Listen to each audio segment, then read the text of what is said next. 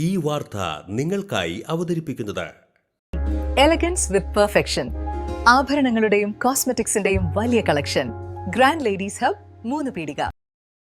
ഇനി വിവാഹം ഇന്റിമേറ്റ് മാട്രിമോണിയിലൂടെ ഒറ്റത്തവണ രജിസ്ട്രേഷൻ, വിവാഹം വരെ സർവീസ്. ഇന്നും ഇഷ്ടങ്ങൾക്കൊപ്പം intimate matrimony, beautifying your life. Thrissur ജില്ലാ ലൈബ്രറി കൗൺസിലിന്റെ നേതൃത്വത്തിൽ ജില്ലാതല വായനാ പക്ഷാചരണ പരിപാടികൾക്ക് തുടക്കമായി. വായനയുടെ പ്രാധാന്യവും പുസ്തക സംസ്കാരത്തിന്റെ മൂല്യവും പുതുതലമുറയ്ക്ക് പകർന്നു നൽകുക എന്ന ലക്ഷ്യത്തോടെ സംഘടിപ്പിച്ച പരിപാടികളുടെ ജില്ലാതല ഉദ്ഘാടനം പെരിങ്ങനം ഗവൺമെന്റ് UP സ്കൂളിൽ നടന്നു. എഴുത്തുകാരനും തിരക്കഥാകൃത്തുമായ PS റഫീഖ് ഉദ്ഘാടനം നിർവഹിച്ചു. സ്കൂളിൽ ചേർക്കുന്നതിന് മുമ്പ് ഏതാണ്ട് 4.5 വയസ്സിലൊക്കെ ഒന്നാം ക്ലാസ്സിൽ നേരിട്ടാണ് ചേർത്തിട്ടുണ്ട്. ഞാൻ വായിക്കാൻ പഠിച്ചു, മലയാളം വായിക്കാൻ പഠിച്ചു. ടീച്ചർ പ്രത്യേകിച്ച് മലയാളം എടുക്കുമ്പോൾ ഒരു പദ്യം എടുത്താൽ അത് വായിപ്പിക്കും, ഞങ്ങളെ കൊണ്ട് വായിപ്പിക്കും, കുട്ടികളെ കൊണ്ട് വായിപ്പിക്കുമല്ലോ സാധാരണ ടീച്ചേഴ്സ്. അപ്പം ഞാൻ വായിക്കല്ല, ഞാൻ അത് എഴുന്നേറ്റ് കാണാപ്പാടം ചൊല്ലുകയായിരുന്നു പതിവ്.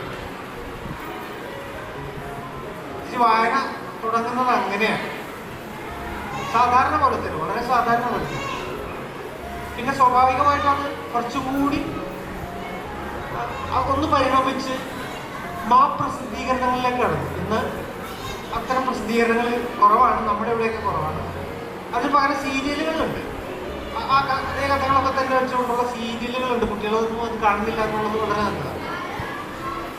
ഞാനൊക്കെ ഇത് വായിച്ചിട്ടുണ്ട്. മംഗളത്തിലെയും മനോരമയിലെയൊക്കെ നോവലുകൾ വായിച്ച് അടുത്ത ആഴ്ചയ്ക്ക് വേണ്ടി വെയിറ്റ് ചെയ്തിരുന്ന ആളുകളിൽ ഒരാളാണ് ഞാൻ. അത് കഴിഞ്ഞ് ഹൈസ്കൂൾ തലത്തിലൊക്കെ എത്തുമ്പോഴാണ് സത്യത്തിൽ വായനയ്ക്കൊരു ഗൗരവം ഉണ്ടാകും. സ്വാഭാവികമായിട്ട് എല്ലാ വായനക്കാരും തുടങ്ങുന്ന ഒരു എഴുത്തുകാരനുണ്ട്. അത് വൈക്കം മുഹമ്മദ് ബഷീറാണ്. ലോകത്തിൻ്റെ എഴുത്തുകാരനാണ്. അതേപോലെ തന്നെ ഏറ്റവും ചെറിയ ആളുകളുടെയും എഴുത്തുകാരനാണ്. വെളിച്ചത്തിന് എന്തൊരു വെളിച്ചം എന്നൊക്കെ പറയുമ്പോൾ ഉണ്ടാവുന്ന മുഴക്കം ഇപ്പോഴും മലയാളത്തിലും. വായന മനുഷ്യന്റെ ചിന്താശേഷിയും സർഗാത്മകതയും വളർത്തുന്ന ശക്തമായ ഉപാധിയാണെന്നും ഡിജിറ്റൽ കാലഘട്ടത്തിലും പുസ്തക വായനയുടെ പ്രസക്തി വർദ്ധിച്ചു വരികയാണെന്നും അദ്ദേഹം അഭിപ്രായപ്പെട്ടു. ജില്ലാ library council secretary M Rajesh ചടങ്ങിൽ അധ്യക്ഷത വഹിച്ചു. ജൂൺ 19 ശ്രീ PN പണിക്കരുടെ ചരമദിനാണ്. സംസ്ഥാന ഗവൺമെൻറ്റും കേരള സ്റ്റേറ്റ് ലൈബ്രറി കൗൺസിലും വിദ്യാഭ്യാസ വകുപ്പും അതുപോലെ തന്നെ പബ്ലിക് റിലേഷൻസ് വകുപ്പും ഒക്കെ കേരളത്തിൽ വായനാ ദിനമായി ആചരിക്കുകയാണ്. ശ്രീ PN പണിക്കരെ സംബന്ധിച്ച് പറയുമ്പോൾ 1945 അമ്പലപ്പുഴയിൽ 47 വായനശാലകളുടെ ഒരു സമ്മേളനം വിളിച്ചു ചേർത്തുകൊണ്ടാണ് കേരളത്തിലെ ഗ്രന്ഥശാല പ്രസ്ഥാനത്തിൻ്റെ തുടക്കം എന്ന് നമ്മൾ കരുതുന്നത് 1945. പക്ഷെ അതിനു മുമ്പും കേരളത്തിൽ വായനശാല പ്രവർത്തനങ്ങളൊക്കെ നടക്കുന്നുണ്ട്.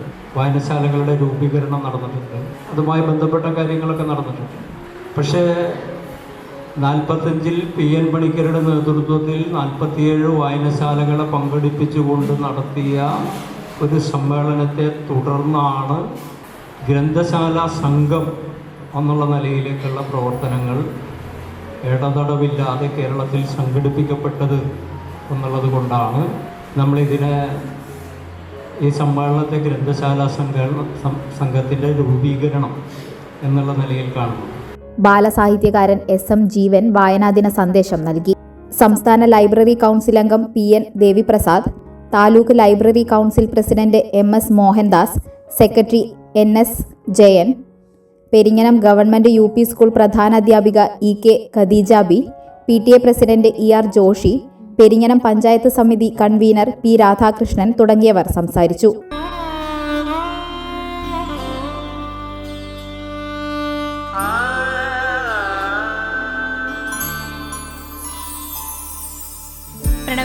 എന്തോ എന്റെ കണ്ണന് വെച്ച ഉടയാട കിട്ടോ? പിന്നല്ലാതെ എല്ലാ വിഗ്രഹങ്ങൾക്കുള്ള ഉടയാടകളുണ്ട്.